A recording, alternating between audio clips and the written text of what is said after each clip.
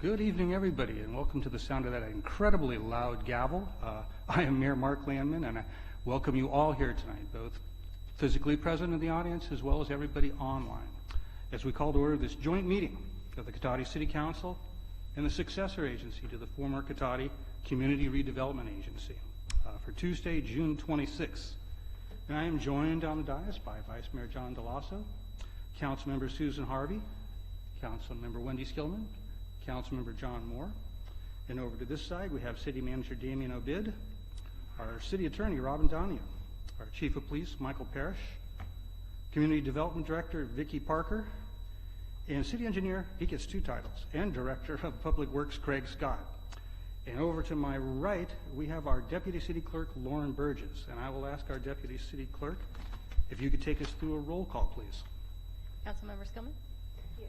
Councilmember Moore? Here. Mayor Landman? Here. Vice Mayor Delasso? Here. Councilmember Harvey? Here. Very good. And that brings us to the Pledge of Allegiance. And we have the 2018 President of the Chamber of Commerce, Aaron Armstrong, visiting tonight. I wonder if you'd be kind enough to lead us in the pledge tonight, Ms. Armstrong. Wonderful. Thank you. Please come on up and approach the microphone.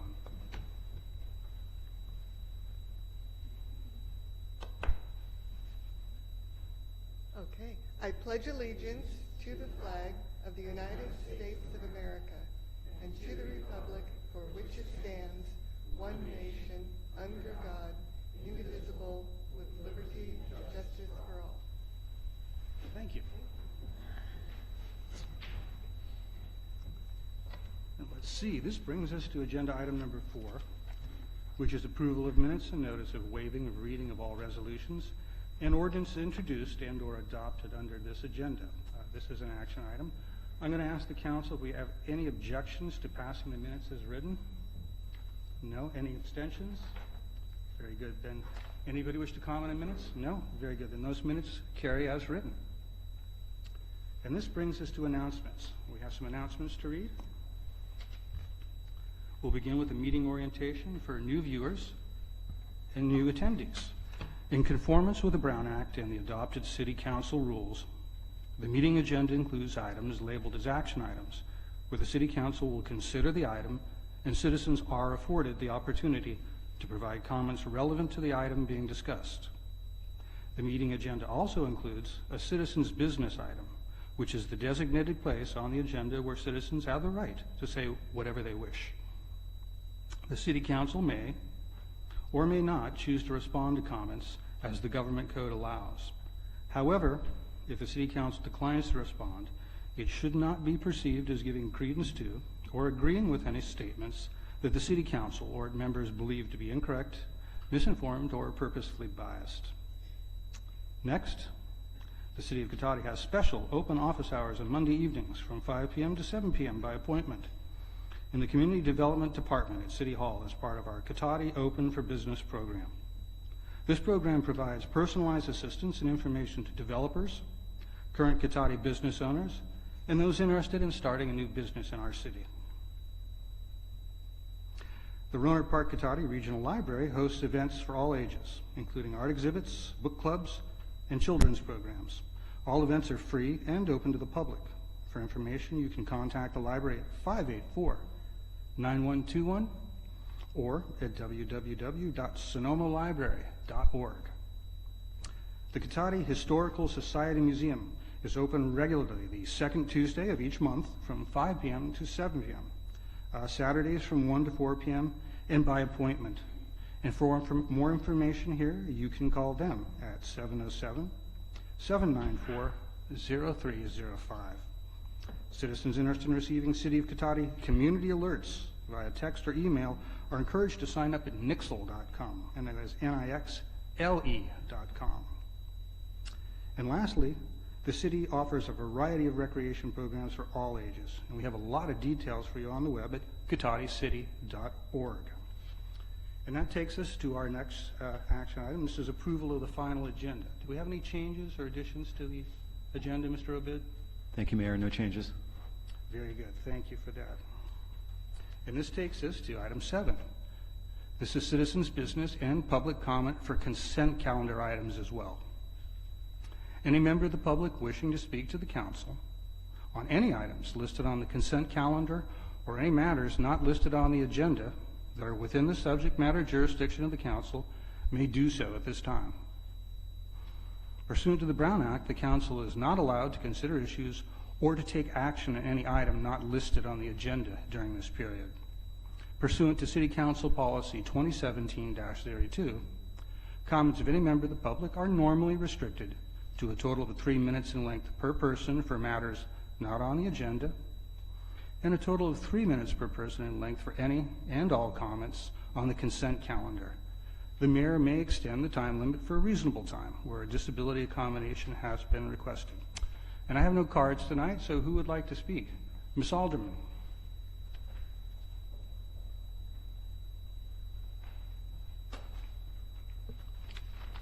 I did write out what I wanted to say on both the citizen comment and the consent calendar. I'll tell Lauren when it's time to do the consent calendar. Okay. I'm fed up with the harm you all do. This week's agenda is a prime example of your priorities and who you decide to protect and who you choose to harm. Once again, you did not include weed abatement in the agenda. The amount of harm possible to others because of this deliberate act is unconscionable. It is your responsibility in the city code, not the fire district's responsibility, no matter how you spin it. Your actions put our city's future at great risk. You don't seem to care one bit as long as you and your friends are able to play your power games at our expense. You do not accept the harm from your actions. 4 years ago, you also all tried to say that the aftermath, demolition, and cleanup next door of the fire and explosion was the fire district's responsibility for the first 2 months. Your lack of taking responsibility and completing the duties 4 years ago did such great harm to my family. Because it was your sole jurisdiction to deal with the aftermath of the fire and explosions, and you actively denied your sole jurisdiction to do, my family had to deal with the effects of an illegal demolition using bulldozers and power washers. This illegal demolition, not the initial fire and explosions, sickened my elderly mother for 2 months from the toxic dust that was created from the illegal demolition. Yet you did not lift a finger to help my family when you contributed to the situation by denying jurisdiction that prevented us from getting help. You all allowed power washing of the fire debris into the city's stormwater system unchecked for 4 months. Still, 4 years later, you are still playing power games and come what may, no matter what harm they do, you do. You need to stop harming the citizens of Cotati deliberately by not enforcing weed abatement that is in your city code. We had a close call with the 101 accident a few weeks ago near the weeds on West School Street that closed 101. Your response: 2 officers on duty for a couple hours during an emergency situation for the whole city. I went to talk to the dispatcher. I guess we need to have emergencies during your work hours only in the city. Do whatever you have to do, but for once, stop harming those you are supposed to serve and protect. All you seem to do is serve and protect your interest in yourselves. Okay, now I'm on to... Would you like to speak on consent next, Ms. Alderman? Yes. Please, when you're ready, go ahead. I'd like to speak on item B, the Caltrans agreement. It is not an agreement to why the extension is needed. I intend to make a formal complaint with Caltrans about the agreement if it is improved. While the extensions earlier were likely to have been due to the downturn of the economy, that is not the reason that Mr. Monahan is delaying the project. It is due to the fact that the property is now in the federal critical habitat of the California tiger salamander, and it makes it so there needs to be more hoops before it can be approved. The agreement does not also address that there have been improvements made by Caltrans right next to the area by Madrone Avenue since the initial agreement in 2008. Not one word about the true reasons for the delays, or not one word about the improvements since. You're again using the state and bypassing the feds, as you commonly do. Have you looked into our neighboring city, Rona Park, lately?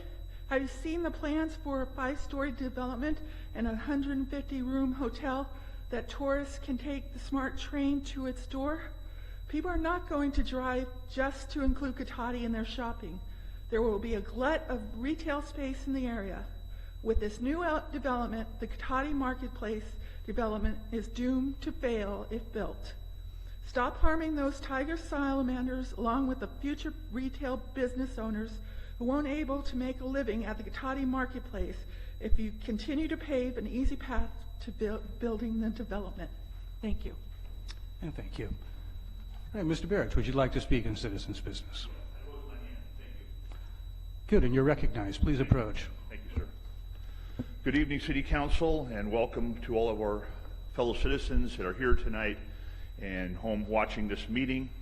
I want to first respond tonight by having the council take note what a dismal turnout we have again tonight for this meeting. Dismal public turnout. I'm a former city councilman here who served with honor and distinction, exposing fake budgets, racism, groupthink, intolerance for other points of view. I'm very proud of the service that I provided this city for 1 full year before the intolerant city council couldn't take it anymore, and I had to be dealt with accordingly.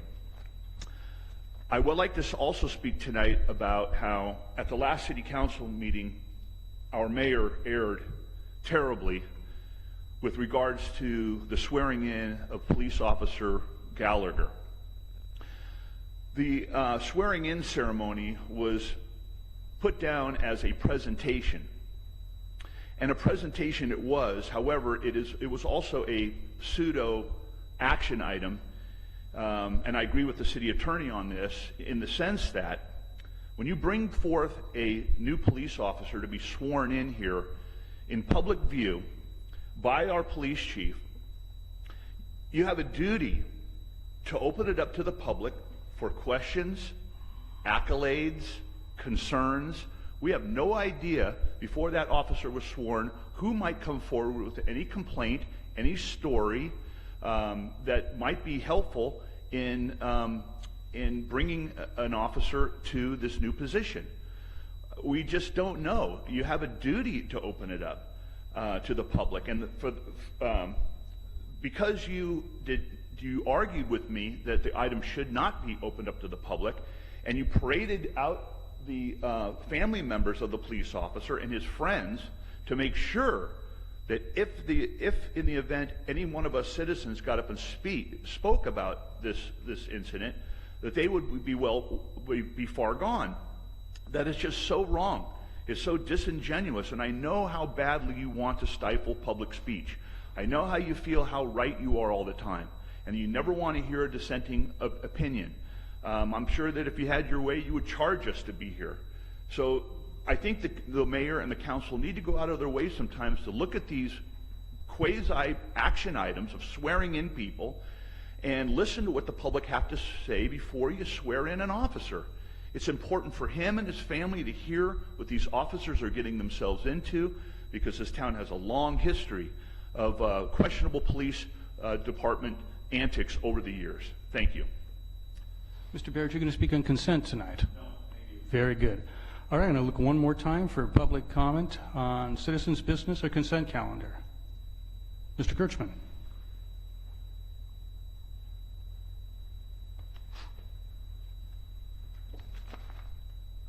Good evening. Apologize, I just came in and I'm a little rushed for breath. This building's been remodeled a few times. It was remodeled twice, this particular council chamber, in my memory. $55,000 for a kitchen remodel that now I guess is for staff and business only. We don't want to have the community use it. And a number of other buildings have been remodeled, and it's kind of amazing. Where I live, thousands of dollars were spent on a traffic calming island. There was a study, traffic study done. Has there been traffic studies done all over the community? Oliver's had a traffic study. The city had a traffic study. They didn't agree. Oliver's is where they are. Little or nothing has happened on Old Redwood Highway, and things continue like that. Across from myself, there is a traffic island to slow traffic. What's amazing is the council raised the speed limit 10 miles an hour to accommodate staff. I'm sure that was justified because that's the way we operate. We spend a long time putting in traffic calming devices, spending a great deal of taxpayers' money, and then, oh, staff says raise the traffic signal, we go for it. People run the stop signs all the time. Well, that happens. It's kind of funny because you talk about roundabouts. You don't need roundabouts. Every four-way stop is a roundabout because people slow down if they feel like it or go right on through. You have unofficial roundabouts here in Cotati. You have the smallest geographical area in the county, yet it's funny. I never see as many Cotati police cars as I do county sheriffs. So it might be an idea to have a substation here where you share county sheriffs with city of Cotati police because people just don't see them. Maybe they're waiting for Thursday night to park in front of a fire hydrant. I don't know. But they're not visible. People do not see them. You could do a survey like your neighboring city and find out what the community cares about. But that would be doing what Rohnert Park does, and you don't really want to do what Rohnert Park does. You want to be a small town, unique city. Certain members of your group have been here multi-generations, and I respect them because they're places I drive by that I had a great time with in my youth and in my younger years. It's sad they aren't still around. But there used to be a consciousness that had to do with small town. That's not here anymore. And it'd be great if you started listening to people like myself when I say that a sidewalk's dangerous. Staff, it's good to see them all here like this. It's very professional. It'd be great to see a little orange stripe and maybe even leveling it off. Thank you for allowing me to go over. I apologize. You're more than welcome. That's okay. Anything on consent tonight or just that? That's pretty much it. Thank you. Very good. Anybody else want to speak before I close this? Very good. We're bringing it back. We are closing that, and that takes us to the consent calendar. We have items A through C. I'm going to ask any council member if you wish to pull any of those items. I'm seeing none. Then I'm going to ask if anybody has objection or any abstention to passing those three. Nope. Then I think I'm looking for a motion. So moved. I'll second that. Oh, you faked me out. I looked that way and you did it over here. Nice. We have a motion and a second from this side. All in favor say aye. Aye. That carries unanimously. Consent calendar is moved. This takes us to direction on future agenda items. I'm going to ask the council if has anybody tonight they'd like to bring as a future agenda item. Not seeing anything. Thank you very much. That brings us to our regular agenda. Item 10A is a request from the Cotati Chamber of Commerce for financial support in fiscal year 2016-17. And let's see who will be presenting on this. And I believe, well, it says Craig Scott, but you don't look like Craig Scott. Wait a minute. No, here we go. I'm on the right page. It's Vicki Parker. Welcome, Ms. Parker. Thank you very much. Good evening, Mayor and members of the council. I apologize for that subject line. That is the wrong fiscal year. The recommendation is correct that it is a 2017-18 request, and so we'll correct that. Very good. But as you mentioned, this item is a request from the Chamber of Commerce for financial support for the services that they provide on behalf of the city. The council has supported the Chamber monetarily and in other ways for many, many, many years, beginning in the 2014-15 fiscal year. We, after a period of not having a lot of funds, we settled on an amount of $15,000 that we have provided in each of those past 3 fiscal years, and the Chamber has requested that similar amount this year. So the chamber provides services to the businesses of our community and to our visitors that the city is not either not able to do legally, such as business promotions, or not able to do because of staff limitations, as is the case of visitor support, visitor attraction and support. So the chamber does act as our visitor center and does various other promotions with Sonoma County Tourism, as well as participates in the city's business retention visitation program.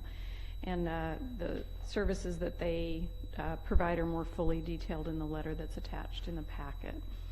And so, as I mentioned, they are, again, this year requesting the same amount of funding, $15,000 for the current fiscal year. And if the chamber were, if the council were to approve that tonight, there is sufficient funds in the council's contribution budget to cover the request. And if you did act that way tonight, we would fund it immediately before the end of the fiscal year for their activities. And that concludes my formal remarks. I'm happy to answer any questions that you have. Thank you. I'm going to look to the council first and see if you have any questions for staff. I might have a few comments or questions, but I think they're more comments, so I'll wait till after public comment. So I'm going to open this up to public comment. Ms. Alderman, would you like to speak?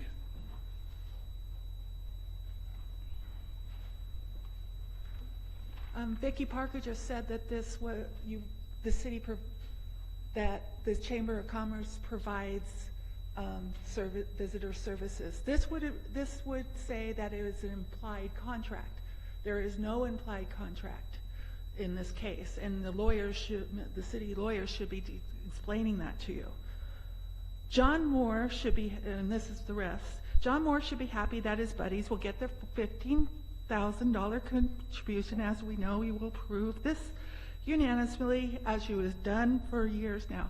You know, Mr. Moore, I'm not only a paralegal, I'm a healthcare provider, licensed, and I'm really worried about the use of your facial muscles. I can give you a referral, if you like, to a specialist. You seem to have no control of your facial muscles. Okay, back. Not that a 501c6 entity that the Cotati Chamber of Commerce is allowed to accept contributions. They can only get members' dues. You can easily make it a contract for visitor service to be legal, which I have pointed out numerous times. However, we all know you don't listen to me at all. Have to make those buddies happy, don't you? You're using 60% of the City Council's $25,000 fund for one organization, the Chamber of Commerce. Again, serving your interests and harming others who might be in need of contributions from the city. Get above board and do things legally and transparently. Don't continue with this pretense that this is a donation. And thank you. Anybody else wish to speak in this? Mr. Barrage.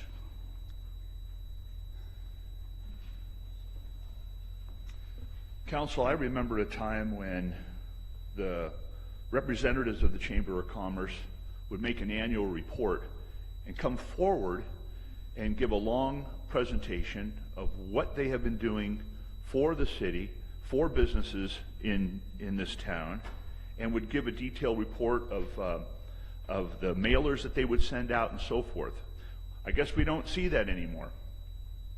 I think that we're down to $15,000, which represents hush money, in my opinion. I've spoken with members of the Chamber of Commerce, and some have said they are scared to death to ever come before the City Council and offer 1 ounce of critical,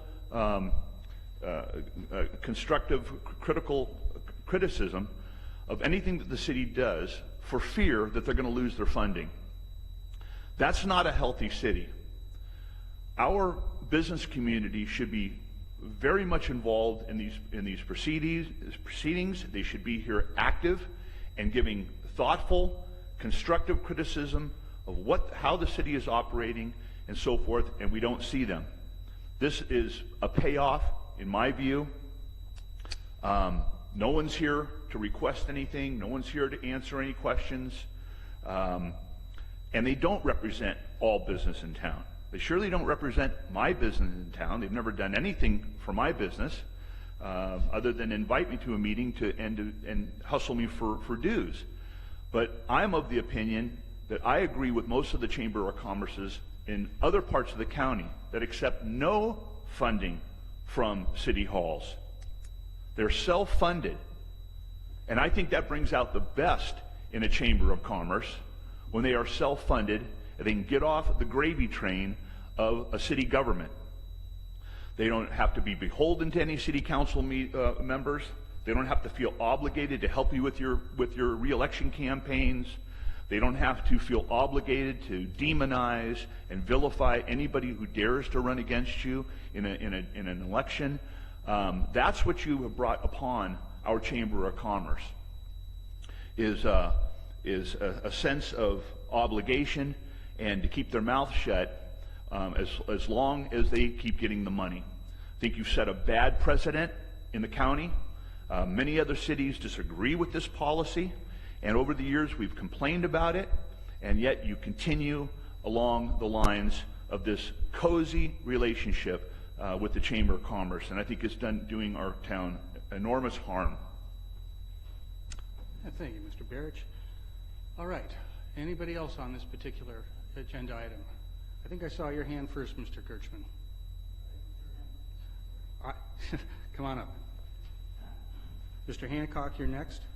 And we do have, by the way, as I mentioned earlier, the president of the Chamber of Commerce for this year here. And if anybody has any questions from the council for her, I'm sure she'd be happy to answer them. Or if you wish to make any statement, you're welcome to.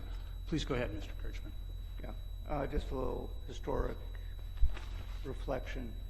I used to go to council meetings when they were held in a real estate office, also known as the Dorfman Building, Ralph Jones, etc. In those days, we had a couple of functions. There was a Brass Ass Pizza Parlor, and there was another one in Santa Rosa, and they did a run and festival. They had the festival here in Cotati rather than in Santa Rosa. And it was known as the Ass to Ass Festival. It was helped by some contributors from surrounding areas, but for the most part, it was a local function and a good time had in Santa Rosa along the route and then ending here in Cotati, and it was that small town kind of good feeling. In those days, the chamber was self-supporting. Things were kind of funky and Cotati-esque and kind of interesting.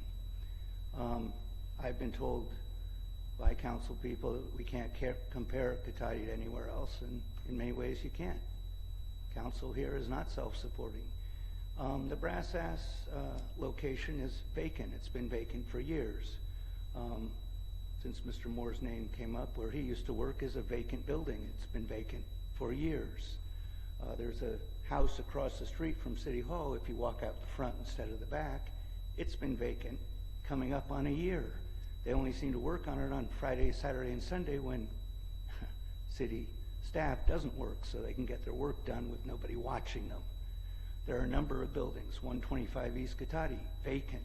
If any of you took my advice and went down Adler, Red's Recovery Room, vacant for years, and yes, rather dangerous looking.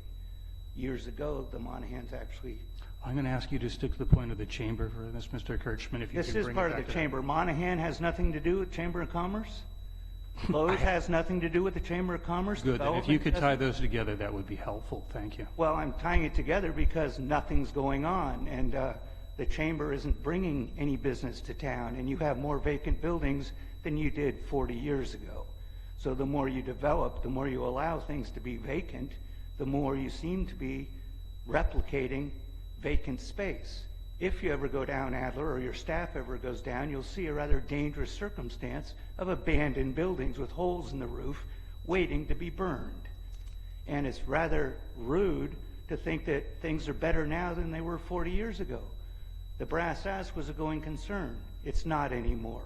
And if you go to that shopping center, if it wasn't for Oliver's, it would be a vacant lot. So I'm sorry to say you can give $15,000 to a group of people that aren't doing much of anything, but you're not comparative even to Pengrove. And thank you for that comment. Mr. Hancock, you're up next. Yes, good evening, City Council. Neil Hancock. I do think it's a good idea to support the Chamber of Commerce. We do exist in a whole section of businesses from South Petaluma up to the northern section of Santa Rosa and Windsor. So we do need some representation in those areas. And I appreciate it when I meet people from the Chamber of Commerce who get out there and do that and network, because I certainly don't have that capacity. I do see that we have got a vibrant downtown, and certainly there's the places that I really enjoy have been more vibrant. And the Redwood Cafe has really grown. I do think that it's a really hard time as far as the bricks and mortar stores. We know that things are changing, so I very much hope that the Chamber of Commerce can really provide some networking in that area. So I hope you support that. On another note, I'd just like to say really appreciating the new website and really appreciating the way that the web is accessible. Can get educated from it. I can really skip through some of the content that isn't of direct interest. So I really appreciate the way that that is working. I'm going to have to ask you two to stick to just the chamber part here. Okay, thank you very much. Very good, thank you. We need to get you all here earlier for public comment. All right. Anybody else wish to speak on this particular item? Do we have any questions from the council for our president for this year? Comments from anybody? I'll have some after you. Please go ahead. I have a couple of questions and comments, but I'll go after. Yeah, and maybe, Aaron, if you wanted to just come up here to address these, if you're feeling ready to address them. I had written in my notes when I read through the agenda item over the weekend that there was a time, it wasn't too long ago, when chamber reps would come in at least once a year to a council meeting and just give us an update. So something I wanted to recommend was, I'd like to see, and this can be orally and or in writing, Okay. Halfway through the fiscal year and at the end of the fiscal year, here, council and public, here's the money that came in, here's how we spent it. I think it's important from a transparency standpoint to just kind of point that out. It doesn't have to be long and laborious, but just kind of hit some of the highlights of, here's some of the things we've done in the last 6 months. And if you do that twice, again, either orally or in writing, I think it'd be great to have, we could put it in as a report item or something. Great. So I just wanted to bring that up, and I think that's a feasible thing to do. Absolutely. We can happily do that. Okay, that was my one comment. Mr. Moore, I believe you had something you wanted to share. I do, and I don't necessarily need to ask Aaron any questions, so you're welcome to sit down if you like.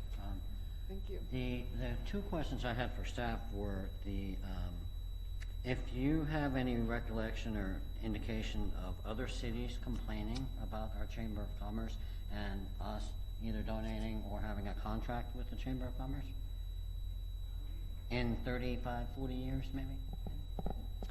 I can only speak to what I know from my own experience here from 2011, but I know the city manager's office around, I want to say 2012 maybe, did a survey of cities around the county to see how the chambers were funded, and if I'm recalling, it was about 2/3, a third, where 2/3 of the chambers got support of one kind or another from the cities, and then the larger ones who had more members had more dollars coming in. So Santa Rosa, Sonoma, those chambers were not supported by the city. So the large majority of them, as I recall, at that time were supported in one way or another by the city staff or city operations.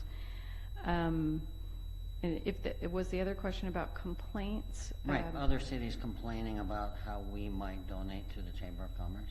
Oh, no. The economic development staff that I interact with countywide all have very close relationships with their chambers. They often come to meetings in pairs. It's a very collegial type environment. Yeah, I had never heard anything, and I thought that was kind of a grand statement to make. And going back a little bit, at one point, Mr. Kurtzman referenced that the chamber was self-supporting. At the time the chamber was self-supporting, and before they came to the city to ask for money, they did not have any staff. In the early 2000s, Ms. Alderman, you're out of order. Please not- let him finish. I believe that's an agenda item. I believe it's an agenda item. Ms. Alderman, you're disrupting the orderly conduct of the proceedings. That's one warning. Please desist. I don't wish to arrest you, but this is a second warning. You are disrupting the orderly conduct of the proceedings. This is a third warning, Ms. Alderman. You're disrupting the orderly conduct of the proceedings. Please allow the gentleman to finish speaking. I won't let him interrupt you. I won't let you interrupt him. This is the fourth warning, Ms. Alderman. Will you be silent? Are you going to be silent? No, because you're out of All right, we're going to take a short recess until we can have order restored to the meeting. I have asked you 4 times not to disrupt the meeting. Now we have to take a recess because of your actions. We're going to take a short recess. My apologies to the people here present, and my apologies to the people in the public, but this is the price we pay for free speech, and it's a small one for something so good. I will ask the council to meet me back in the city manager's office, and the vice mayor to meet me in with the city manager in private consultation. We're adjourned for 15.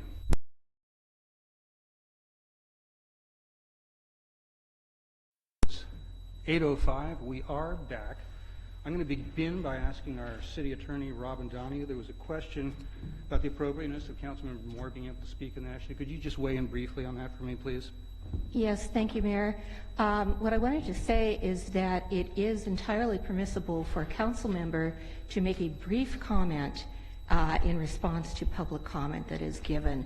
There are a few exceptions to the kind of general rule of no dialogue or non-agendized items, but first of all, this is an agendized item on which public comment was given, and just as council members can ask questions of staff, you can make brief comments as long as you don't go into a long discussion that would be off the track of the general agenda item.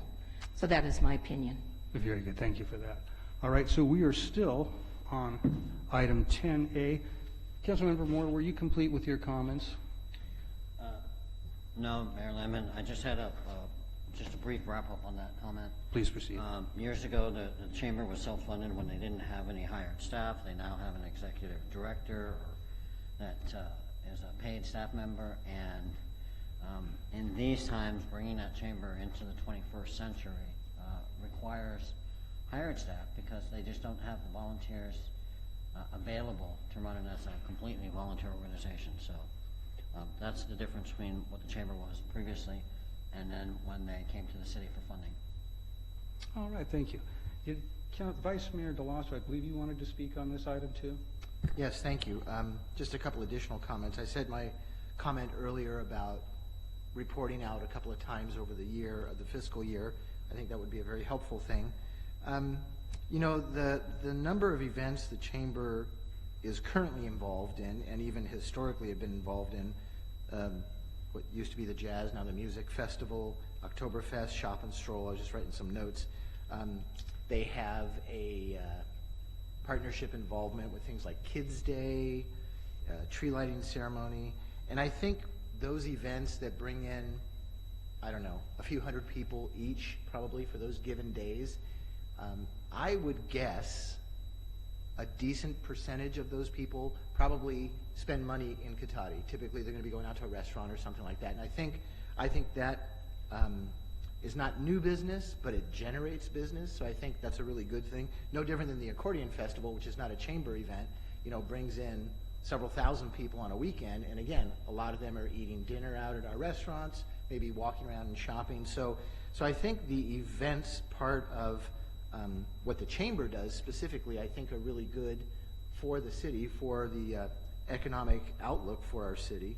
And I just, you know, with that, and I do know, I don't remember who it was, but there was a comment about sort of some of the flyers or information that's put out.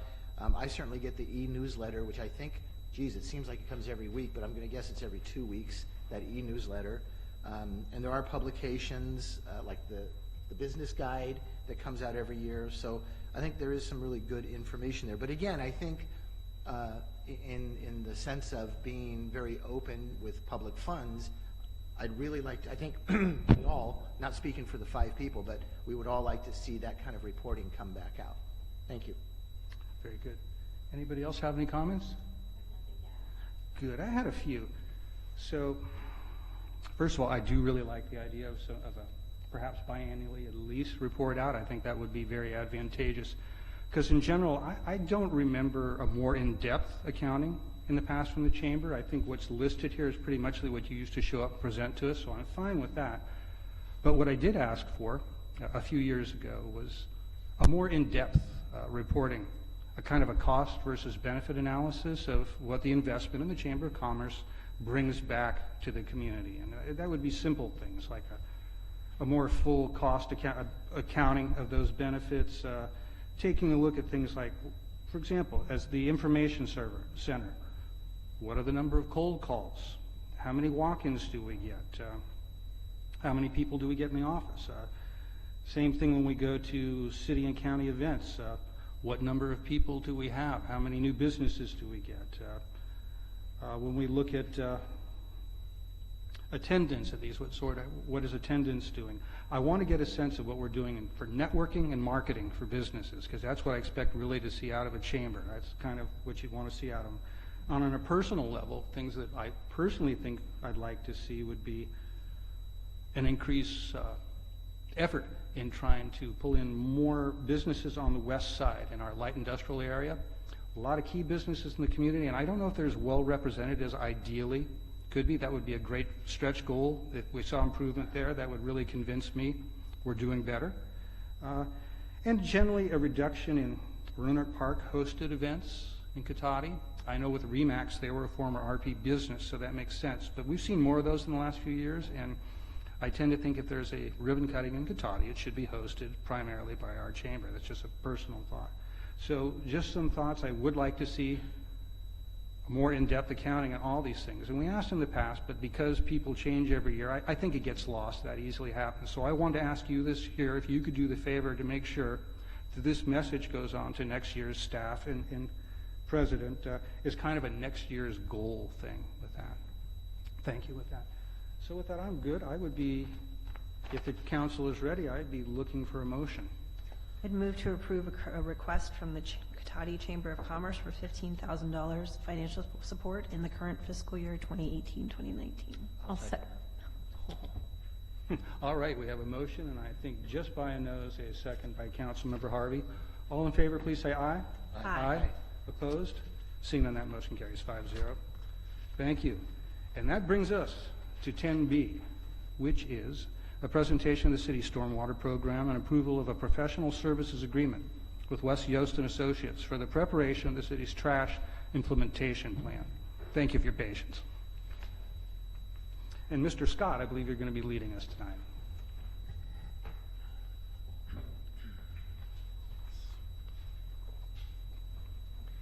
Yes, Mayor, members of the council, Craig Scott, Public Works Director, City Engineer. This item is really a two-parter. Staff is being requested to provide a more thorough overview of the city's stormwater program, and then, so that'll be the first part, and then the second part, which will be led by Ms. Colleen Hunt, will be on the trash implementation program, but more specifically on the approval, consideration of approval of a professional service agreement for West Yost and Associates to prepare the trash implementation plan.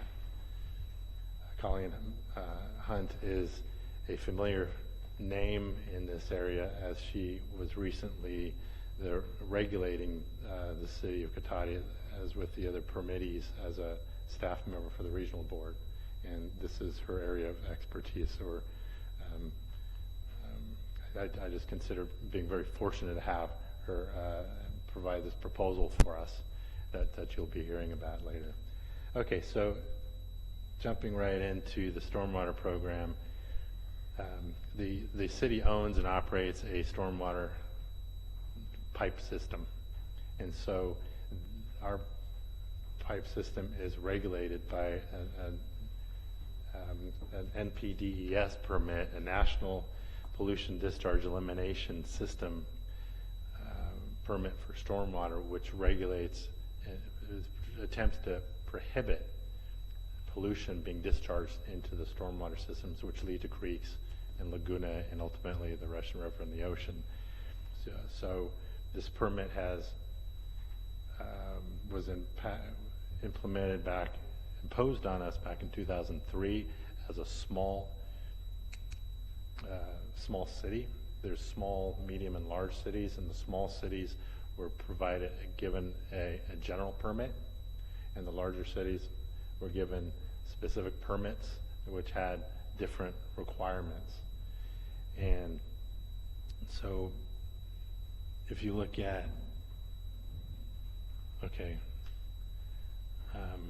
this is a better way to see it. We have had this permit since 2003, and in 2013, the regional board went ahead and redrafted the small city permit and also the medium and large permit. And the city at that time was offered the choice, and I think if you remember last time we were on this topic before council was in January of 17 when we looked at the changes to our ordinance, and I'll get back to that a little bit later.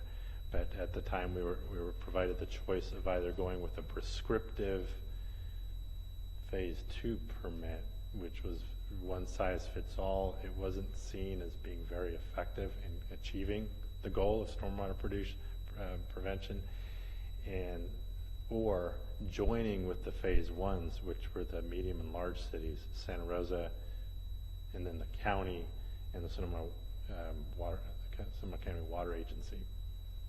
And so the city saw it as a benefit to joining with Cloverdale, Healdsburg, Santa Rosa, Windsor, Sebastopol, Roanoke Park, all coming together with the phase 1s and being able to have a single permit that we could all help each other in implementing. And so that has been a really big success story since we last were on this topic before council, because there's this monthly co-permitting meeting, and the chair rotates through the different agencies so that all the responsibilities are shared. When there's a work plan to be prepared, it doesn't just land on us, but we all have all of our resources to pull those things together. That has been very, very effective. Okay, I'm going to now dive into the permit. These are 8 of the elements of the permit. And one way to think about it is this permit is trying to achieve elimination of pollutants being discharged into our system. So how are they going to do that effectively? What tools do they need to tap into to make this work? So you can see there's an industrial commercial program so that addresses existing businesses. How are we going to increase their awareness, to reduce trash, and to enforce complying with these provisions. There's the planning and land use development. So we already have an established planning review and approval process. How do we need to bring these provisions into that process so that we can impose these requirements on new development. You can see there's a state conformity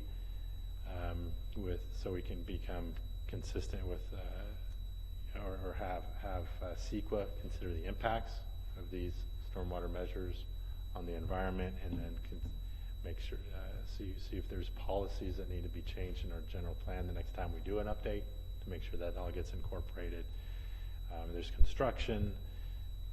There's the activities that we do as a city at our corp yard and maintaining streets, etc. Hope this is making sense. And then the being on the lookout for spills and having a response plan and illicit discharge elimination. So anytime someone connects up to a storm drain system illegally. We need to be able to be on the lookout for that. So the next 8 slides kind of drill down in each one of these. I don't want to spend too much, I don't want to get too detailed and bore everybody to death on this, but maybe I'll just sort of skim over them. So program management, 3 of these items had to be dealt with in our changing our ordinance that we did back in January to give us legal authority and put in progressive enforcement. And then for fiscal resources, the permit wants us to be able to have different accounts to show our expenses. So that helps us better manage the program. Public information and participation is extremely important. To be successful, we do need everybody's cooperation. We're talking businesses, commercial, the city, residences, tourists that come through, because it needs everybody to be aware to make this a successful program, because trash comes from just about anything. Getting the loads on trucks securely fastened, when people are out and about in the city, not to, to be aware of the putting trash in trash cans, and then, changing oil or whatever, just to be really aware and cognizant of, to keep those pollutants out of the stormwater system. Industrial commercial program, so we want to help our existing customers, businesses to comply, help us comply. It's us helping them helping us. So we put information on our website to help inform them, brochures, and then a piece of this is saying, hey, we know that there's critical sources of pollution, and so we want to basically, instead of blanketing everybody, we want to be more effective and say, restaurants perhaps, auto mechanic shops, gas stations, nurseries are known areas where it could have the higher potential. So under this permit, we are to make a list of those and then circle around and do inspections, etc. So that's all prescribed in the permit. This is what I talked about earlier. So our planning, review, and application approval process, we're looking, it's a new layer of comments in our conditions of approval, and to look at, hey, how is this development going to meet the stormwater requirements? When you take an undeveloped piece of land, after it's developed, it cannot have any different hydrologic response to a storm. That is, it has to sink it, treat it, slow the flow as if it was undeveloped, even though you've got rooftops now and some paving. So there's elements of retention, treatment, and these are called best management practices that need to be incorporated into the design to make that work. And so we're looking to make sure that's in our review process. And there are, and point applicants, developers to resources that are available. And so Santa Rosa on their website has the low impact development LID technical guidebook. And so it's important for developers to know, hey, all of the cities I've mentioned, we all follow the same rules as far as stormwater protection. And then tracking and inspection of these BMPs that are going to live on. Okay, I mentioned state conformity. I don't know if there's any need to go into that any further. Okay, so there's the development, and this is just how these aspects, these elements are presented in the permit. So I'm trying to tie them all together. So there's the short-lived measures that have to happen while the development is being constructed. So you'll see the wattles that are put in, looking to protect the stormwater, the inlets from the construction activities when it's being graded, and so we are to keep a list of sites that are out there now that are under construction, and right before, I think, the rainy season, somewhere in October 15th, the city is to do an inspection of these sites to make sure that these construction BMPs are in place, so that when a storm comes along, our inlets and our storm system is protected from just soil and stuff that might get in there. Conditions that aren't there when it's built, but just in the transition while it's being constructed. You'll see enforcement as a common theme throughout these. It's all for naught if we don't have the hammer that can come down to enforce them and impose penalties and so forth. All right, then there's the city's activities, and they're listed there. So obviously we need to continue to operate and maintain our stormwater system, make sure we keep the leaves cleared out of there in the fall, make sure it continues to operate properly. Trash management, so vehicle and equipment washing. We have a corporation yard where we have backhoes, Vector trucks, all of these, and dump trucks and everything else. And so these need to be maintained and washed once in a while. And so when we do our activities, to hold ourselves accountable to proper techniques and procedures to protect stormwater. And we stockpile materials out there, asphalt, sand, backfill. We're out there doing pothole repairs and road maintenance. This also includes street sweeping. So just wear and tear driving on the roads as well as trash. We do have a street sweeping program, and that is something that we'll hear later from Ms. Hunt that we can take credit for in meeting our zero trash emission, or our trash prohibition goal. Under landscape, park, and recreation management, we need to develop a program there. And there's a pesticide management plan. Each one of these has work plans and plans that spawn from it. And so again, that's really helpful to have co-permittees all working together instead of being on our own, as many of the other cities in the state are. And we're very fortunate. If I could just make a side note, this is something that was really enabled by the North Coast Regional Water Quality Control Board, that because they were willing to work with the cities, there was a provision that allowed us to all get together and do this and become more effective. And that wasn't available to everybody in the state. And then illicit discharge elimination, we are to map and inspect our stormwater system, have a procedure for investigating, track down if we see something fishy happening, we'd be able to have a procedure to do an investigation to find out the source of that pollution, and then take appropriate action, have a spill response plan. So we're constantly on the lookout for spills. The education program is telling the public who to call if we want eyes and ears out there in the system to tell us. We're all should be on the lookout to protect our storm system. Okay, so what I didn't explain very well initially was the phase 1 permittees had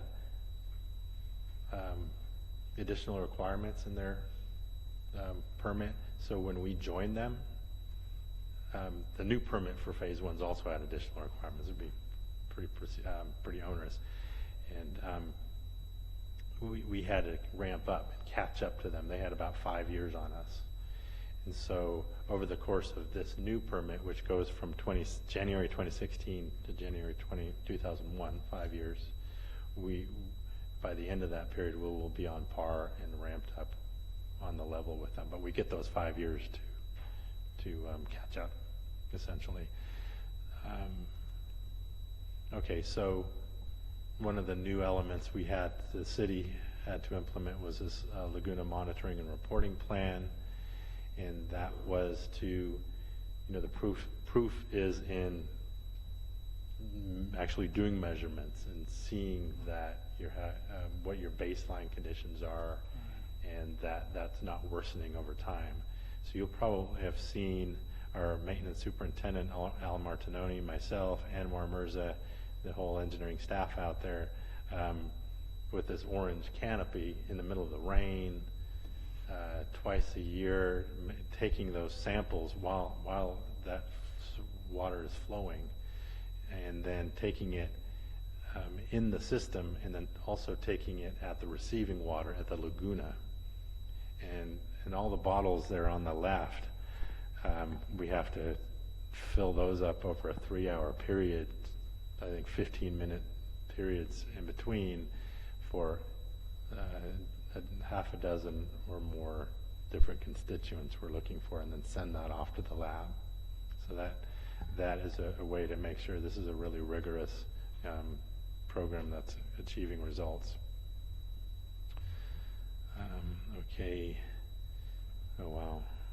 Sorry. I can't read that. So you can't. I don't think you're alone. Okay. So I'm going to try.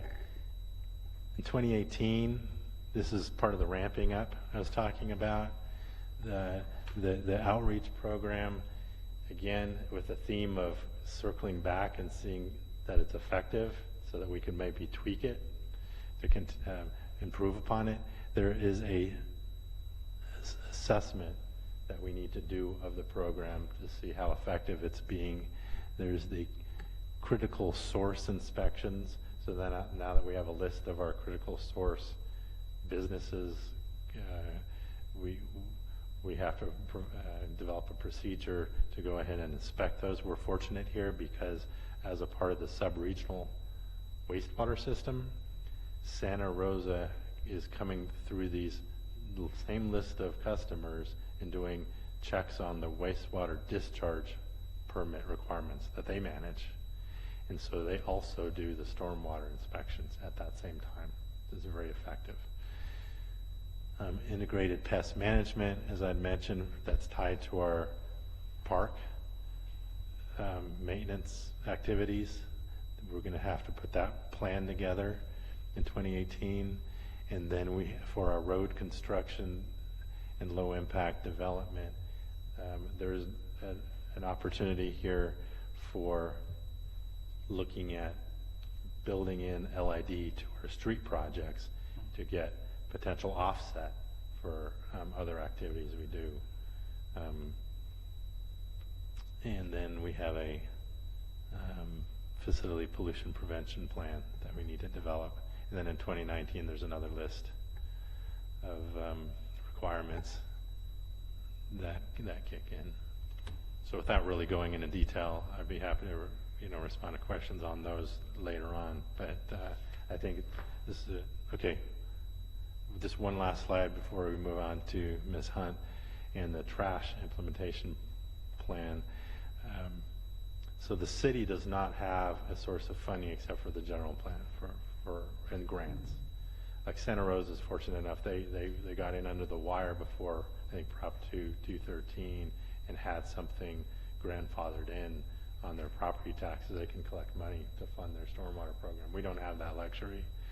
And so this is very important to look at trying to get as many other funding sources as we can. And I know we have this stormwater resource plan where the Russian River Watershed Association, which is another resource for us, was able to successfully get a $500,000 grant to do a planning,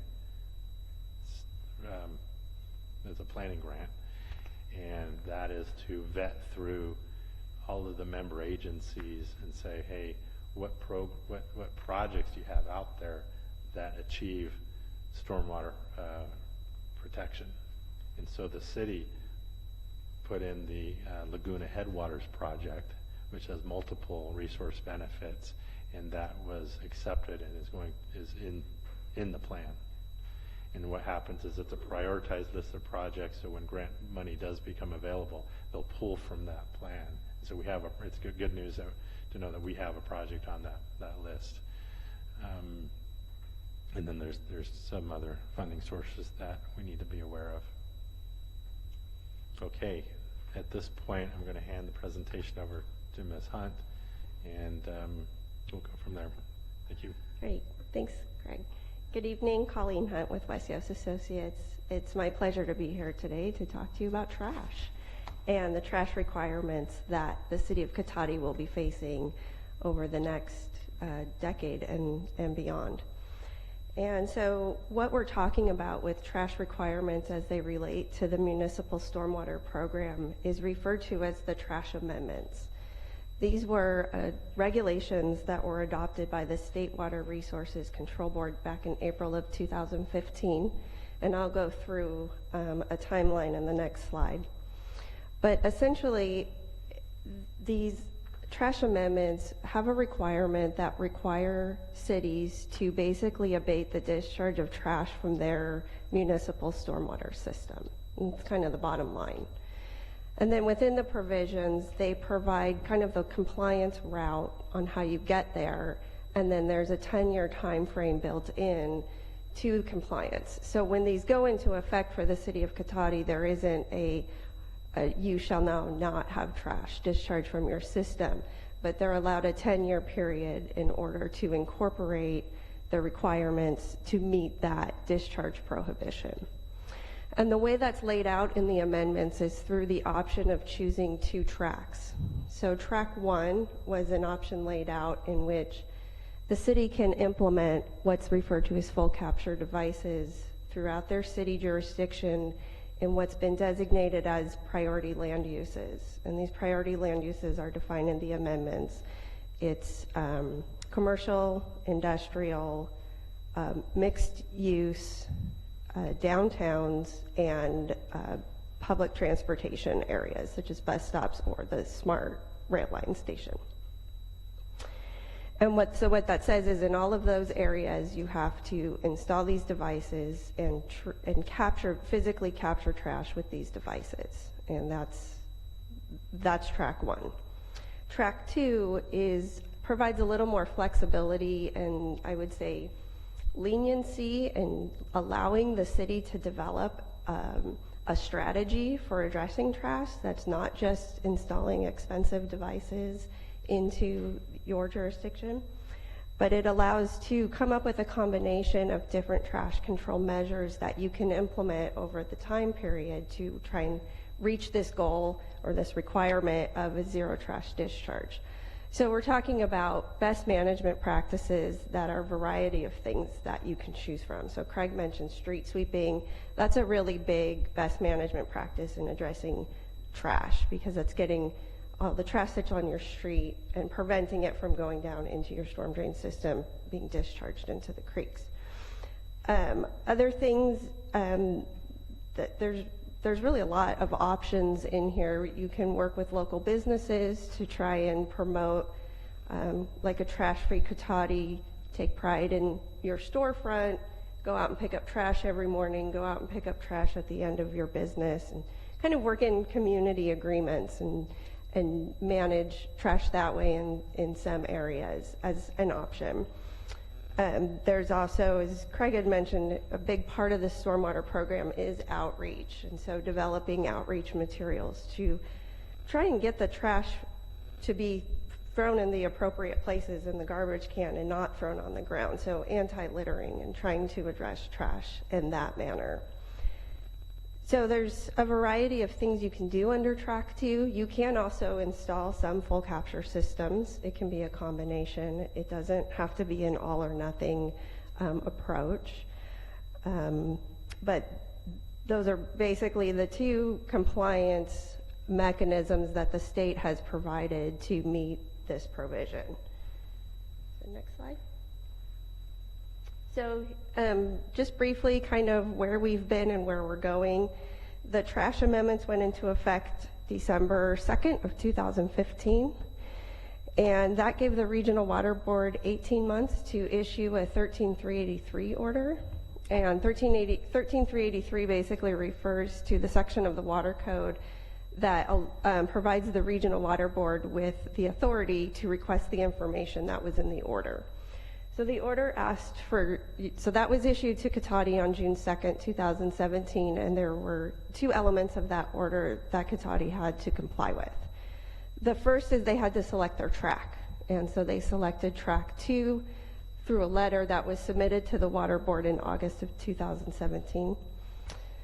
The second element of that order is to provide an implementation plan by December 1st, 2018. And so that's what we're here to discuss tonight. And that implementation plan, I'm going to go into detail on the next slide of what that's about. And then that implementation plan will be submitted to the Water Board for their approval. And once it's approved, it actually won't be implemented until these requirements are folded into your municipal stormwater permit. And so we're probably looking at a 2-year time frame before that will be accomplished. And then ultimately, the trash provisions are very clear that there's a hard deadline of your 10 years.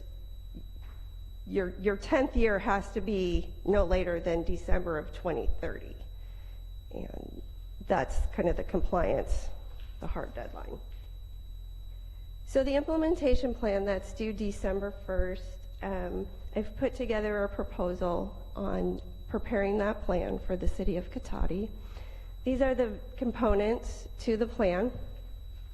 And the first component is to conduct what's referred to as an on-land visual trash assessment. Well, it's where we go out and we actually look at these, what I refer to as priority land use areas, and we look at and observe the levels of trash in these areas. And this is important to establish a baseline, and it gives the city the opportunity to establish where they have a trash problem and where they don't. And where they don't have a trash problem, in the implementation plan, we can kind of take credit for the things the city is already doing to address trash and keeping those areas as low trash. And then areas where trash may be a problem or a bigger problem, we come up with a strategy on how to reduce trash in those areas to meet this requirement in the 10-year time frame. And so in developing that compliance approach, we look at that data and we decide, are there areas worth considering full capture? What does that look like? What areas do we want to do kind of everything else and address trash in other ways besides full capture systems? And the trash amendments refer to that as full capture system equivalency. And so part of that will be putting together cost estimates so the city can make good decisions about putting in these devices. They're not cheap. They have to be maintained. There's costs with that. And so it's to be able to look at what's the most cost-effective and appropriate decision for addressing trash, and having some tools to look at and compare the costs of those full capture systems. And then from there, you can decide the options of putting in full capture systems in some areas or not, and then looking at what best management practices we want to incorporate in this plan. The jurisdictional map is also a requirement of the implementation plan. Basically, the map has to show if you do install full capture devices, where are they going to be in your city, and what area is that going to treat. And then the maps will also show your full capture equivalency best management practices. So, for example, street sweeping, you'll have a street sweeping map, and you'll show these are the streets that are swept and their frequencies. And then we'll show other areas, like if we were to work with commercial businesses, we would plot where those commercial businesses are on a map, etc. Then we'll put all that together in a plan and have that submitted to the regional board.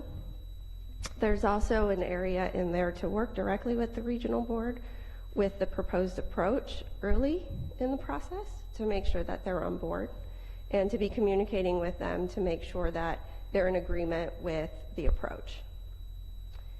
And that concludes my portion of the presentation.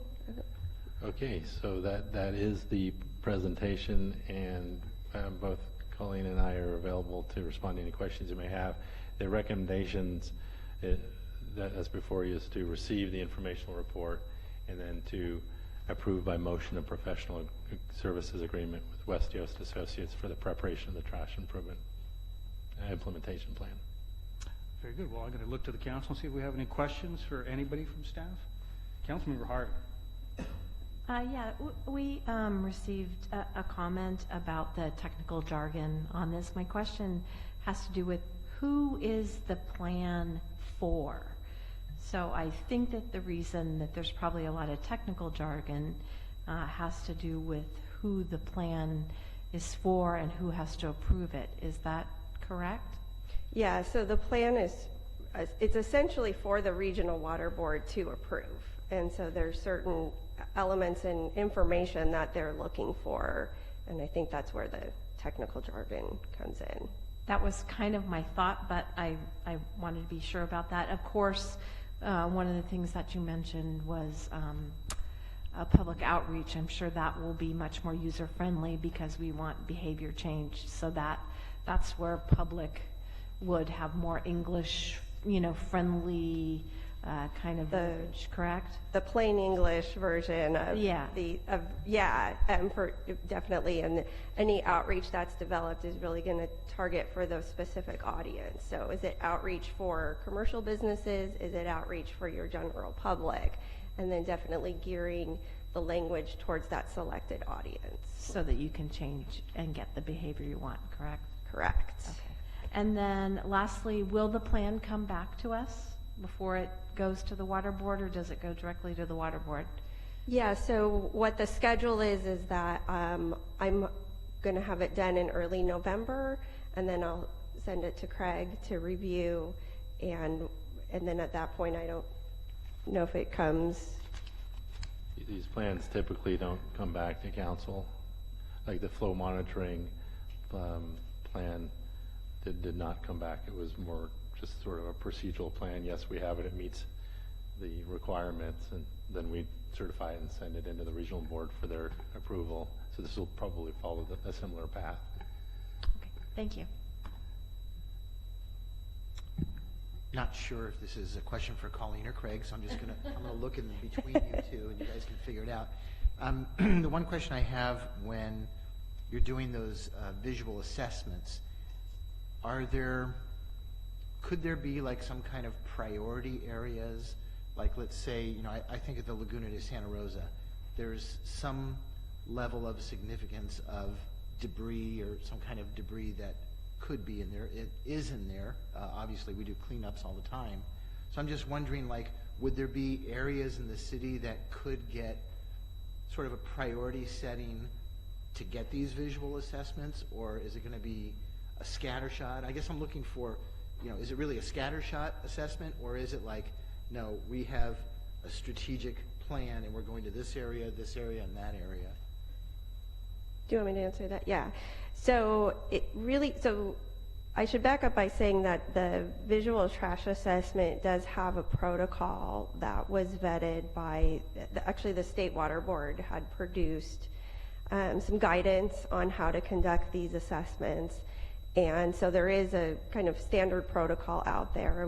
And what the protocol says is you take your priority land use areas and you do 1,000-foot assessment segments.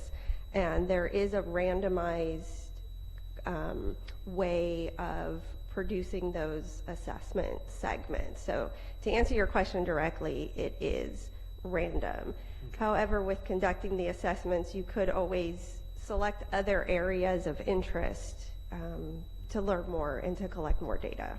And is that assessment, it's a visual assessment, I assume? Yeah. Yeah. And are you looking at sort of macro issues, and when I say micro issues, I'm not talking about microscopic, but small pieces of debris? Yeah, so the assessment categories are divided into 4 areas that we look for. So there's low, medium, high, and very high trash. And what the protocol says is you walk your assessment length and you look to see how much trash is on the ground. And low has a pretty low bar. Talking about not a lot of trash, the protocol establishes if you could walk, pick it up, and generally keep walking and you only have to do that every so often, that's really a low trash area. It doesn't take much to bump it up to medium. Medium is, if you had to stop and pick up a few pieces and it interrupts your walking pace, is generally would bump you into medium. But then from medium to high, you're really talking about quite a big difference. Yeah. And you're looking at areas where I don't even have to walk, I can just see, high amounts of litter. And so there are these categories divided up with reference for each category. Great, thank you. Anything from this side? Any questions for staff? No, I did have a couple questions. When you develop this plan and you develop the outreach where you're going to target different audiences, I would like to see that and how we're going to educate our populace on that. Yeah, I think that's totally fine. We can bring it back. That's assuming that we authorize it. Right. Very good. I have one quick question. So welcome to the new world of watershed complexities. I think everybody in the audience, both here and online, can get a sense of the complexity, the cost, what's involved. I wanted to ask, obviously, if these things aren't accomplished by our 100% capture deadline in 12 years, 2030, whether this is inadvertently or through, frankly, lack of proper oversight, what are the repercussions from the state for that? Because we've been given a pretty good timeline to phase this in and comply, but usually there's a hammer on the end of these things too. Yeah, there's definitely the standard enforcement authority that the Regional Water Board holds for non-compliance. So what will happen, it will essentially be viewed as you won't be in compliance with your municipal stormwater program. Right. If you were to not comply with this by the time frame set out. And your permit may have interim measures. It's not in the permit yet, so it's hard to say. We've all kind of assumed there will be like a 10% a year over the 10 years, that there isn't going to be allowed to just do it all in year 10, right, for example. But to get back to your question in terms of enforcement, so there are fines that the regional board can impose for not complying with a provision. What you would really be out of compliance with is that discharge prohibition that says you can't discharge trash. If you're still discharging trash at the end of the 10 years, then you would be subject to regional board enforcement. Sounds like a place we wouldn't want to be. I would agree. Very good. Thank you. We have nothing further from the council. I'm going to thank you for the moment. We might need you to come back up, but for now, thank you. And see if we have any public comment on this item. Anybody? Ms. Alderman.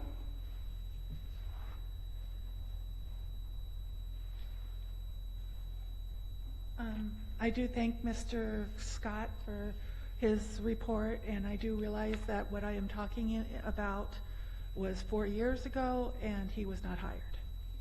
And I've written this out. Whenever I hear you talk about stormwater, I cringe.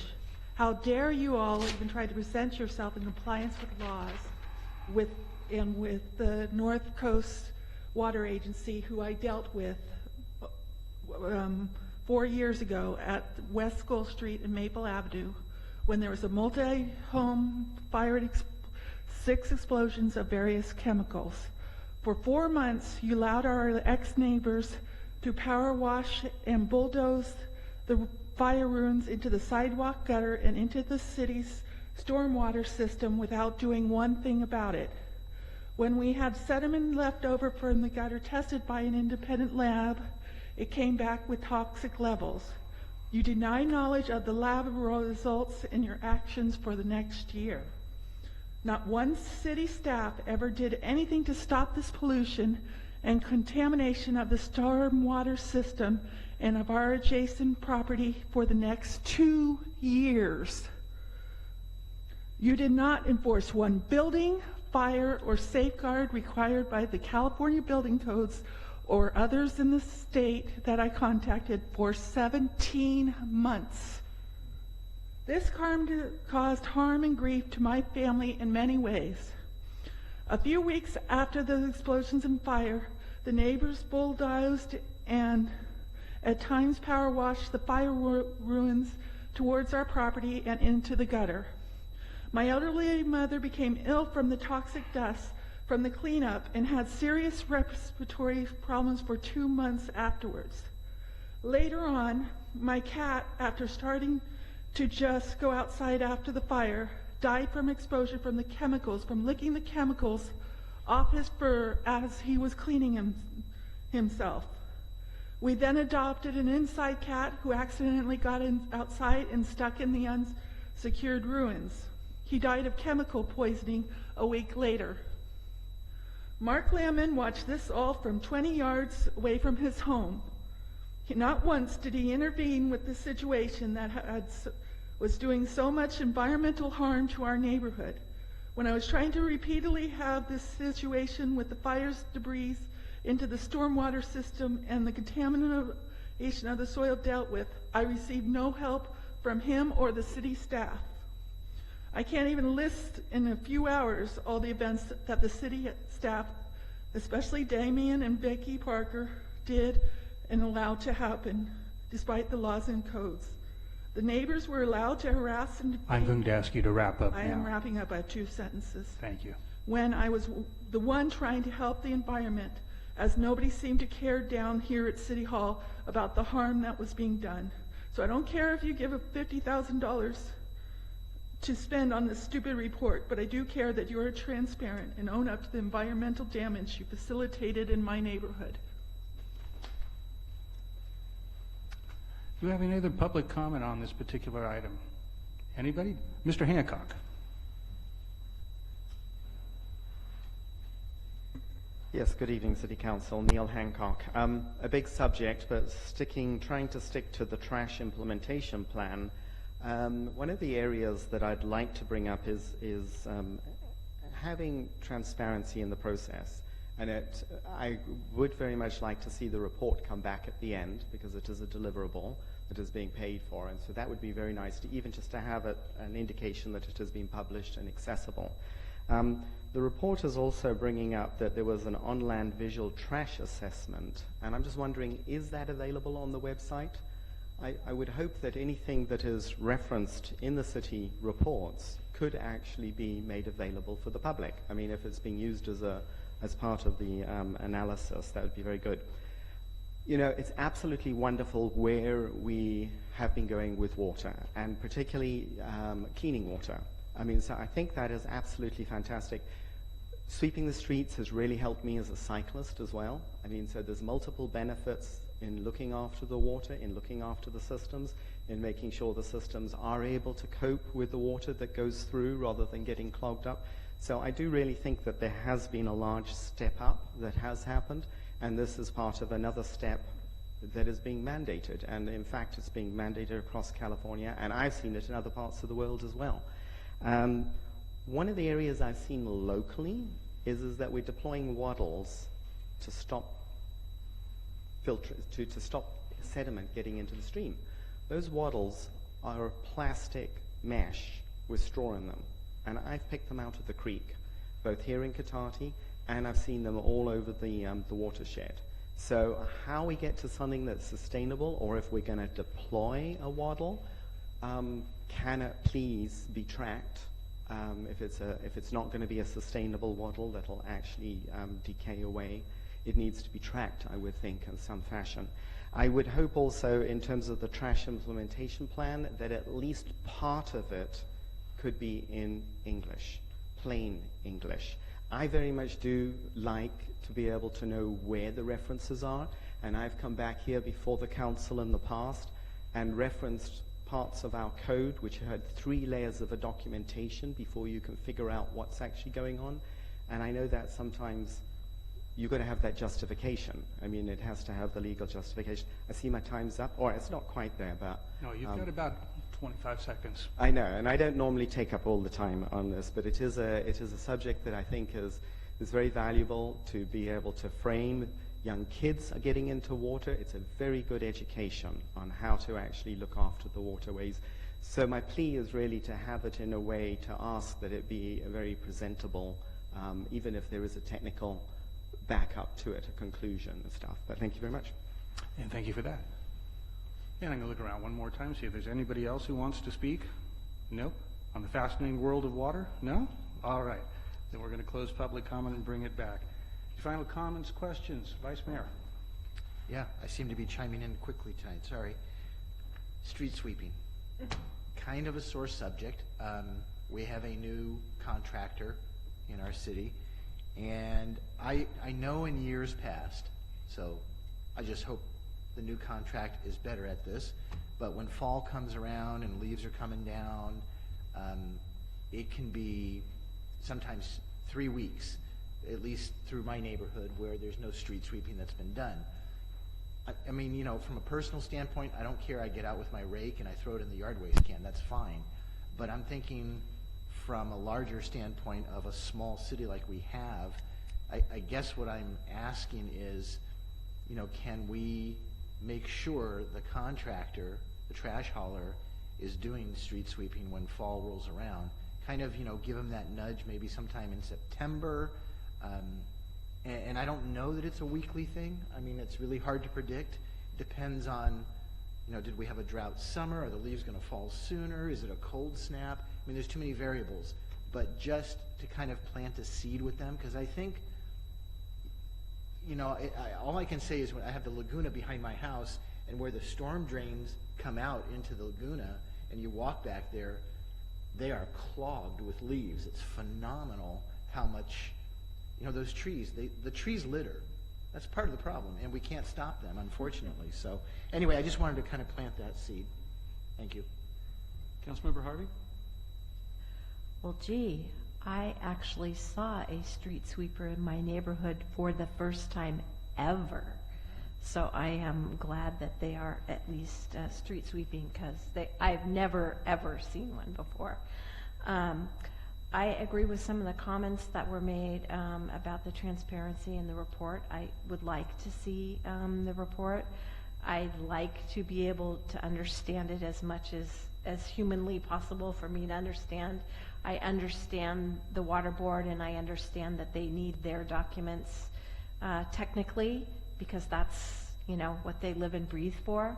But I would like to have a more basic understanding of generally the kinds of plans and things that we're going to implement. Thank you. I'm going to look over the side. Any comments, clarifications? Please. No, I was just going to comment as well that I appreciate that it's a phased-in process. That always seems to work better with compliance, and then also what you were commenting about, the checking in along the way, just seeing how we're progressing towards the goals, rather than just we're gonna sit back and do nothing for 8 years and then panic and try to get it all done in the last 2. So I think that's great that we'll be held accountable for how well the city is progressing in its enforcement and the permitting. So thank you for the presentation. Appreciate it. No, yeah, I'd just like to see I don't want to belabor the point, but a layperson version of the plan so that it's easily understood, much like we've done with our budget, where we've made it much more easy to find information and it's explained there. And then on a side note, I do see the street sweepers every week in my neighborhood. Good to hear. Well, I'll have to keep our eyes out for this. So a couple of things from me. First of all, I want to give a shout out to the North. You alluded to this, Ms. Hunt, but I want to thank the North Coast Water Quality Control Board. It is unusual in this region. We do have regular communication both ways from them, through the Russian River watershed and through our staff on all issues. That's, you know, and things they're bringing down that are problematic, they're willing to listen and see where they can work with us, and vice versa. And that's been very helpful. These are things that are kind of hard to make work, and I think the combination of the NCWQCB, boy, that's a tough acronym, the way they approach this, and the way we all work together as a county to help keep those costs down in groups like this has made something difficult be a good example of how to do this. So I'm very pleased. I want to give some credit for that. First of all, some questions about the report being published. Yeah, when this is done, if we can make this accessible. I mean, obviously we don't put everything we deliver on the website, or it's going to become rather creaky. I'll leave staff discretion to that. But anything that is appropriate should be there. And for other things like the the on-land visual trash assessments, the OVTA. If this is something that perhaps doesn't belong there, I hope we can make that available if somebody's interested. Anybody's who's interested in the audience or online, if you'd send our staff an email, I'm sure we can make that available as soon as we have it free for you to take a look at. And comments would be helpful. A lot of people live in the community. They might see some things we don't see. As far as plain English, I get the concern. This is jargon heavy and new concept heavy. To be fair to this very good report, I went through, what I use as a standard is every time you bring up an acronym, do you actually write it out all the way the first time and then give it to me in parentheses? That's what I call playing fair. I do find that in here, so I have no complaint about that. This is just the nature of this beast. If you want to be involved, if you want to comment, if you want to see what's going on, you do have to do it a little bit. I've been doing this for years, and I was still double-checking those several times the last couple of days. So it is an issue, but I think it's unavoidable. The only suggestion I would have, if we ever had a longer, bigger report covering something multiple years, perhaps closer to the end of the process, one thing that Sonoma Clean Power does is we usually use the same acronyms over and over. So for every meeting, we have a little list in the beginning of all the acronyms we regularly use, what they need, sometimes a small capsule description. If we ever had a report that was bigger and more difficult to digest than this, that might be something worth a little staff time, a short one-pager that had them all listed. And as we worked our way through that packet, and as the public worked their way through, they could just take a look at that. But I wouldn't ask you to do that for something this size. I would think only something bigger. So those are my comments on this. Thank you for the presentation. And with that, I think if there's nothing further, it's time to see if somebody would like to make a motion. I move to approve a professional services contract with West Yost Associates for the preparation of the city's trash implementation plan and authorize the city manager to execute said agreement. And second? Motion and a second. All in favor signify by saying aye. Aye. Aye. Any opposed? Seeing none, that carries. Thank you very much. Thank you for your time this evening.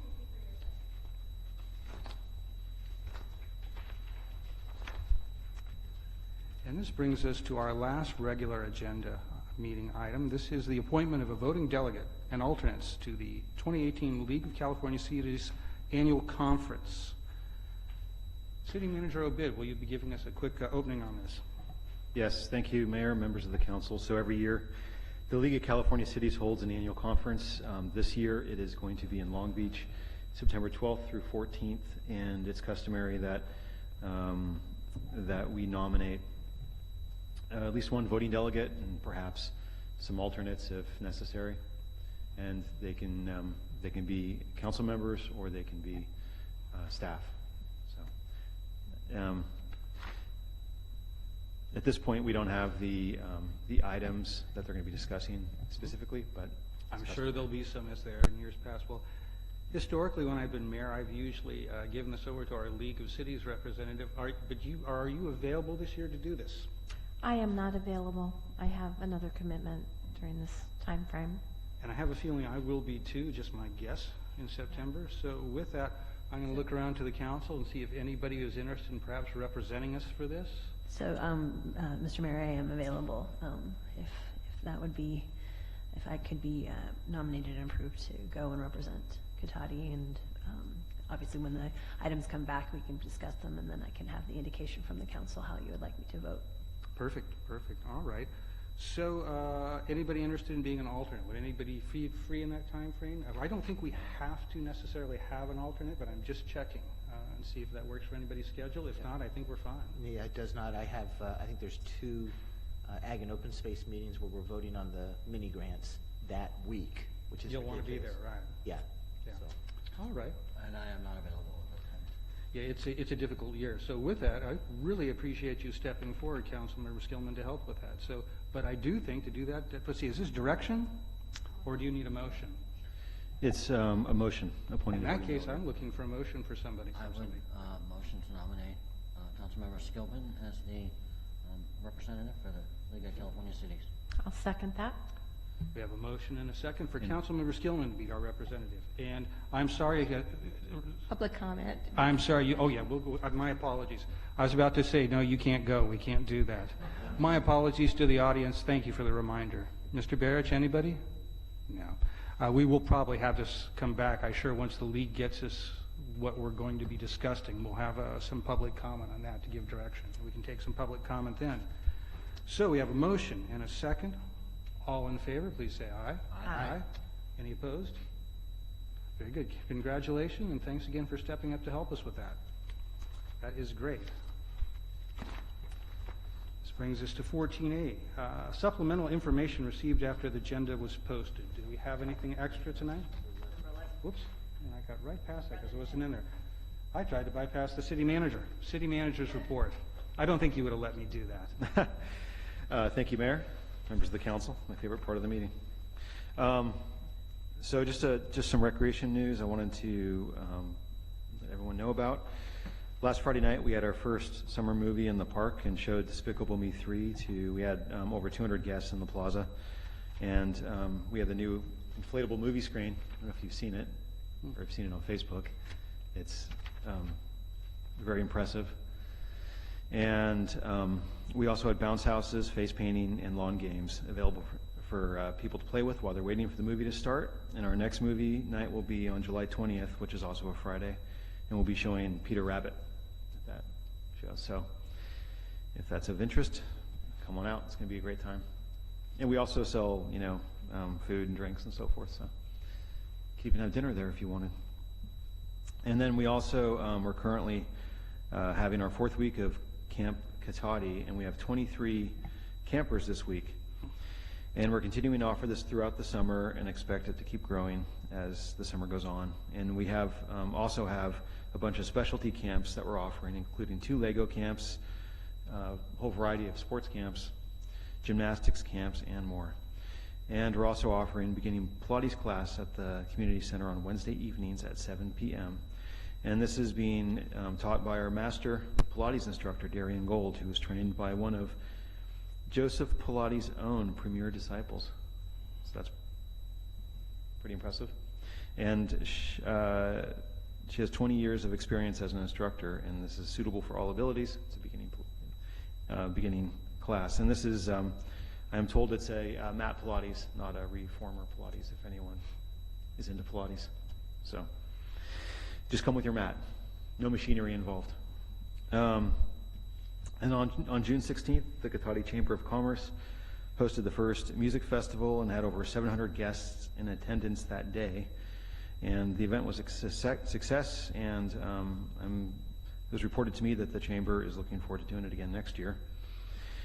And then also each Thursday evening, we've had from 4:30 to 7:30, we've had the farmers market taking place in the Plaza Park. And it goes until the end of August, and it's actually been really well attended. They have live music each week, and fresh produce, homemade goods, treats, and so forth. We've been there every week as well, so it's been a really nice event so far this summer. And then on July 14th, we're hosting our 26th annual Cotati Kids Day Parade and Festival from 7:30 to 3 p.m., or 7 a.m. to 3 p.m. The 7 a.m. part of it actually is the pancake breakfast at the Church of the Oaks. The parade starts at 10, and the festival in the park starts at 11. We're still accepting vendor applications and parade entrance, and it will be a very fun day. And then for anyone else that's interested in any of the stuff that we have going on, you always can go to the city website or contact Ashley at 665-4222 or awilson@cataticity.org. Thank you. Very good, thank you. Any questions for the city manager? I do have a question. Please. What's our theme for the Kids' Day this year? It's Hometown Heroes. And so one of our hometown heroes is sitting 2 seats over from me. Congratulations, Ms. Parker. Oh, okay. That works too. Anything else for the city manager, council? No, thank you. And now it's time for city council reports. I'm going to start over on this side and see if anybody has anything. Councilmember Skillman? I do. I attended the Mayors and Council Members Dinner, which we hosted, and I thought city staff did a great job putting that together. And we even had the award-winning cake from Your Sweet Expectations, so that was pretty fantastic to be able to sample that. And then on June 16th, I volunteered at the music festival, and it was extremely well attended. I had gone earlier in the day with my parents, and people were just kind of starting to come, and what was nice is it wasn't too terribly hot, so then more and more people started coming out, I think, as they were realizing it wasn't going to be another 100-degree weather day.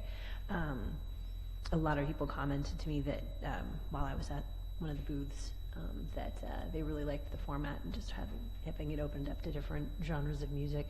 And a lot of people were excited about the lineup, so it was a really nice event. So I'm looking forward to having that continue. So that was it for me. Councilmember Moore. Well, Saturday I did attend the Sonoma County Conservation Action Dinner Benefit, which was pretty well attended and received, and they did very well in fundraising for that. And on the 22nd, I was at the REMIC meeting up in Ukiah. And before I do a presentation on that, I'm going to drill it down a little bit. Because this is a lot of insurance information, and meet with Damien on that so that we can put it in lay people's terms. So I will give that at our next council meeting. Thank you both for the report and for drilling that down a little bit too. That's appreciated. Looking to this side, Councilmember Harvey. Okay, I have a couple of things. I attended the Sonoma County Waste Management Agency meeting, and a couple of things of note. We entered into a couple of short-term contracts for composting because it's going to take a while to get a long-term commitment, so we entered into a few different 3-year contracts to kind of keep that going. Staff had recommended the, let's see, what's it called now? Renewable Sonoma. There was a lively discussion about it, and there will be a public hearing on it in August. The Press Democrat had reported that it was a done deal and it was selected, and it really was more just staff going over the their review of the proposals and their ranking of the proposals and their scoring of the proposals and any questions that we had towards that. So we have not made a selection. That was incorrect. Unfortunately, they had the paper did not contact Patrick, so they got a little bit of it wrong. So more to come on that, but I wanted you guys to know that no, we had not selected. That was the recommendation, but we have not made a selection yet. Second thing, I attended a tour of Recology down in San Francisco. So I saw their MRF down there, and we also went and saw their household hazardous waste and their compost. They do have a big organics compost, and they actually even have a program where they have artists, and they actually make art out of some of the things there. So it was nice to go into their little studio and kind of see, and they have a show every year that they do with that. I also attended the Santa Rosa groundwater basin meeting. Much like our council, the other councils wanted more refinement of the financing options. We were kind of, the cities were all in agreement, as was the administration services. We want that to go out for an RFP. So we were in alignment with everyone else. So more to come on that in the coming months. And lastly, I also attended the mayors and council members dinner, and I thought it was really well attended. It was like there wasn't a seat in the house. That was pretty good, and the presentation was awesome. So that's it for me. Thank you. Vice Mayor. Thank you. Yeah, the mayors. The one comment I want to make about mayors and council here in town, which was very well attended, and the food was great and all that good stuff, were the presentations made by the two dispatchers. I thought it was very, very emotional, very insightful. You know what they went through with those first 24, 48 hours of the fire in October. So it was really great. That was a good call to get them there. And I have a question for Councilmember Moore. So at the dinner that you attended, the fundraising dinner, was there an auction item related to vice mayors in the county? Yes, and I believe they talked about 6 out of 9 vice mayors, something like that. Yeah, I think 7 out of 9 of us agreed to do something. And I'm afraid this might make news when it comes out. But for now, we'll just leave it at that. So yeah, there was an idea from, I forgot where it started. It might have been. I hope it's not a calendar.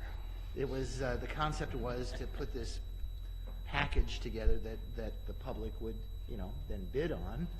And it had to do with the mayors of vice in our county. So people were throwing around ideas. You can only imagine what came from Sebastopol's vice mayor, Nisa Hinton. So for now, I've not committed to what items I would be donating, but they will be related to vice. That's pretty wide open, I figured, right? Pastel shirts from the 80s, Miami Vice, there we go. You might have saved me on that one. Thank you. I have nothing to report out, though, from any meetings. Well, I'm going to wish you good luck with that. I'm sure, Councilmember Delasso, that you must have some vices that you could share. Mike's not working, sorry. All right. So with that, let's see. First of all, I did get to open the inaugural music festival, and I will say, fortunately, not as a musical act, but actually just welcoming everybody very briefly, much to the relief of the audience. I was able to talk a little bit about Cotati's rather interesting musical history, and some of the people that actually played the stages here, both on a regular basis and on a part-time basis. This, years ago, was a place when there were bigger acts touring through San Francisco. They could come up to the end of the beginning, make an extra $1 or $2, have an easy gig in a relatively low-pressure situation. So good things came of that, and we still have a thriving music scene, so I was happy to talk about that. Let's see. Did attend the mayors and council members dinner, as we all did. I want to give credit to staff. That was exceedingly well done. And there were some concerns from some about a taco bar, but you certainly had the mayor of Petaluma very happy. That was well received and it was good. Update, one of the things we talked about was opposition to SB 1088 at the Dean, and I just wanted to let you know that we're still working with Senator Dodd's office over at Sonoma Clean Power. He did agree to move one thing in the language regarding double charges. Unfortunately, it's duplicated another part of the document. We haven't quite got him to agree to that yet. So it's one of those sort of negotiations. It's going slowly, but it's going. So thanks to everybody for your help with that. And lastly, before we get away from the dinner, I do want to concur and thank the chief, your dispatchers. A great presentation, a real credit to your department and to the city. I think I said this last week, but this sort of effort from the employees, it shows a really good morale, a high quality of people, and this starts at the top in any organization. To all of you, thumbs up on the good work. That was well received. We had people all over the county talking about that for days. So I think that was a good thing for everyone to hear. And the last thing I wanted to bring up was something kind of funny. So you remember maybe a month ago, we had a resolution that came through here asking for support from the city council, urging the United States Congress to enact a revenue-neutral carbon fee and dividend program. Nothing too extreme or new. Santa Rosa, Petaluma, Sebastopol, the state legislator here have all done this, so it was kind of by the numbers. But we were rather surprised that when I went in for my weekly meeting with the city manager, there was a note from one of our staff asking for a wet signature from the vice president's office. Somebody's paying attention in Washington, so they wanted a signature on that. I'm appreciative that somebody's paying attention to what we do, and I wonder if the staff or council would concur if we could send a nice letter back thanking them for their interest and encouraging their support of carbon fee and dividend program. Our existing vice president? Yes. As I last checked, he was still existing, yes. Yeah, I think so. He's taken the trouble to reach out to us. I'd like to be able to reach back and thank him for his interest, if you're amenable to that. Staff, does that sound something workable? Yeah, I can put something together and then we can put it on the agenda next time. And Very good. I'm sure this will be the thing that gets him to jump over the line to being full environmental support, so I'm happy we're able to do that. So I think that's everything I had to share tonight, so thank you, council. That takes us to item 13, which is public comment on non-action agenda items. Mr. Barrich, I'm assuming you were waiting for this. Welcome. Thank you. Thank you, council. I'd like to recommend a few things for a future agenda item as well. A couple issues brought up tonight about maybe doing some surveys going forward for this or that. And it's fair to say that money is often used to control people and to control possible dissent, keep people in line, and so forth. And maybe in the sense of the Chamber of Commerce to get people to join or to get people to quit that they don't like, and so forth. It's an interesting thing to think about doing studies going forward regarding the Chamber. There's also always the ability of council members to putting soft pressure on members of the Chamber to go along or else. The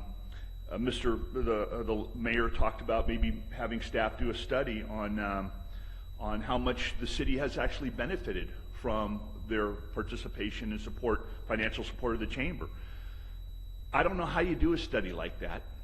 You know, I don't know how you go out and get any unbiased opinions from all the merchants here in town who are going to speak freely about their experiences with Cotati. I don't know how you're going to quantify how much money comes into the city coffers because of the Chamber.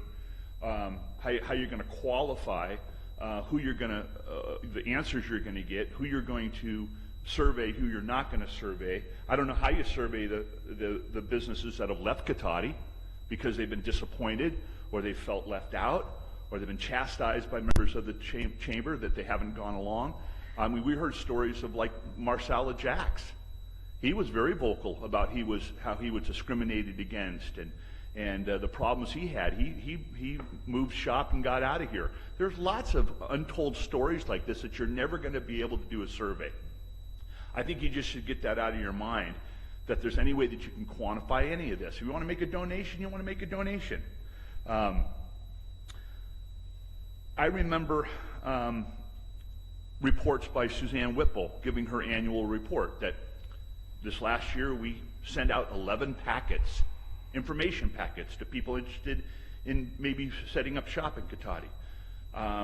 That she fielded 36 phone calls. You know, it was an amazing report when you think about things like reports like that.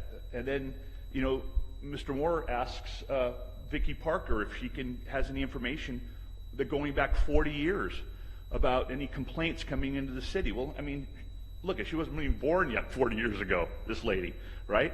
And then we have this records retention program in Cotati. We don't have complaints that go back 40 days, let alone 40 years.